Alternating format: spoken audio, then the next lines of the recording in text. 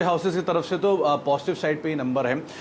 CLSA ने buy rating दी है, सबसे बड़ा टारगेट उन्हीं की तरफ से 1050 रुपए के टारगेट्स हैं। मॉर्गन स्टैनली ने भी ओवरवेट रेटिंग रखी है, 1000 रुपए के टारगेट्स उनकी तरफ से हैं और सिटी की तरफ से भी बाय रेटिंग है, करीब करीब 925 रुपए के टारगेट्स उनकी तरफ से भी आए हैं।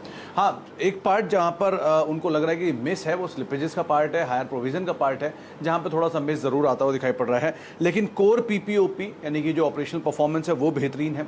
एनआईएम मिस हुए हैं, कमेंट्री स्ट्रांग है और साथ साथ जो फ्यूचर में बातचीत की गई है बेटर पीपीओपी की और बेटर क्रेडिट कॉस्ट की, उन्होंने ये भी साथ किया है कि FY23 तक आते आते 15% के आसपास की CAGR से यहाँ पर ग्रोथ जो आते हुए दिखाई पड़ सकती है। और सेकेंड हाफ के अंदर जो एसेट क्वालिटी है वो थोड़ी सी और नॉर्मलाइज होते हुए दिखाई पड़ेगी, थोड़ा स्ट्रेस बैंक की बुक्स के ऊपर कम होता हुआ दिखाई पड़ेगा, इसीलिए वो मेजरली बाय साइड की रेटिंग के साथ ही जा रहे हैं। और अगर आप कंसेंसस डोमेस्टिक ब्रोकर हाउसेस के टारगेट्स को मिला लें तो भी करीब 1000 रुपए के आसपास के ही आते हुए दिखाई पड़ रहे हैं। अपर एंड पे टारगेट जो है वो 1050-1100 के आसपास के आ रहे हैं।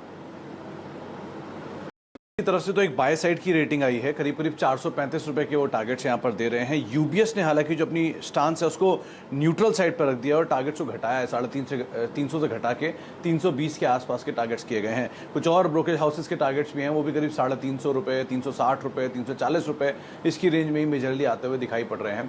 और कमेंट्री के लिहाज से सबने बात बोली कि इंडियन बिजनेस तो इन लाइन है, लेकिन हाँ JLR के बिजनेस थोड़े से वीक दिखाई पड़ रहे हैं।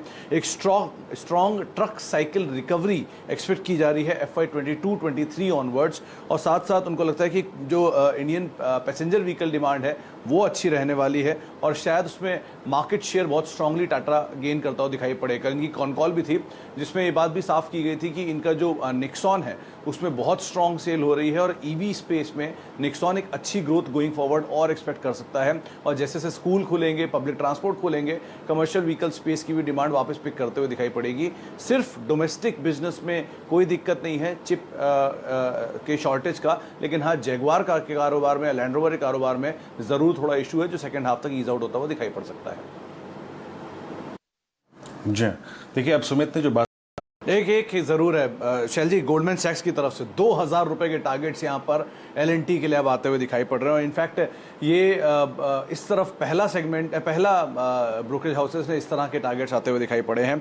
जेफरीज 1900 है, मॉर्गन स्टैनली 1900 है, सिटी 1785 है। कुछ डोमेस्टिक हाउसेस को और मिला लूँ तो करीब करीब 1900, 1950, 2000 के आसपास के टारगेट्स यहाँ पे आते हुए दिखाई पड़ रहे हैं। लेकिन सबने एक बात साफ की कि स्ट्रॉन्ग मार्जिन परफॉर्मेंस तिमाही के अंदर जरूर देखने को मिली है।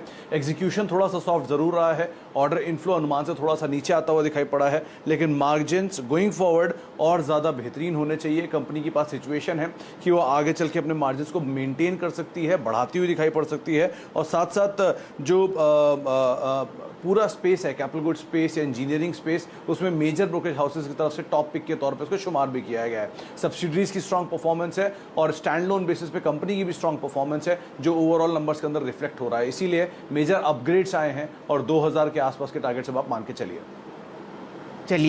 हुआ उसके बावजूद भी ब्रोकरेज हाउसेस टारगेट्स आ रहे हैं करीब करीब 1400 रुपए के आसपास के। CLSA की एक रिपोर्ट है, बाय साइड की रेटिंग है, 1385 रुपए के टारगेट्स उन्होंने रखे हैं और ये बात साफ की है कि VNB मार्जिन का एस्टिमेट वो बढ़ाएंगे, करीब करीब 3 से लेके 7% के बीच में VNB एस्टिमेट्स बढ़ाएंगे।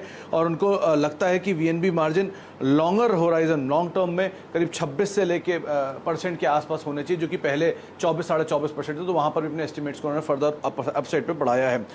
इंश्योरेंस स्पेस में CLSA की तरफ से एक प्रिफर्ड पिक के तौर पर उन्होंने रखा है SBI लाइफ को और इसीलिए उन्होंने करीब 1385 रुपए के टारगेट्स के साथ बाय साइड पर रेटिंग अपनी मेंटेन रखी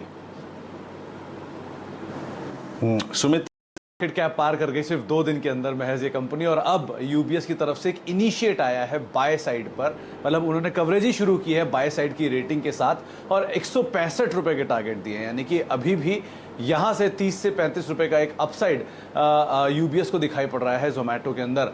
और उनका ये मानना है कि कंपनी अभी भी बहुत अच्छा पोटेंशियल रखती है नंबर्स के लिहाज से।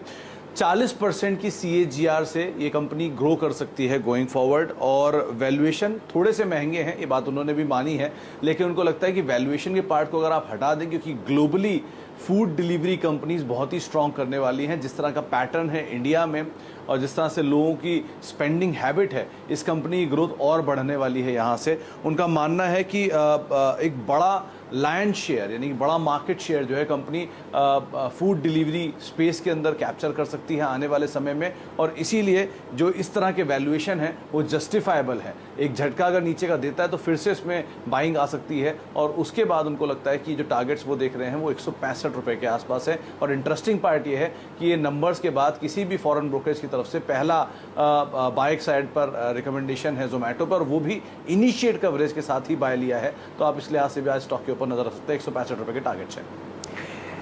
चलिए, दूसरा दिन लिस्टिंग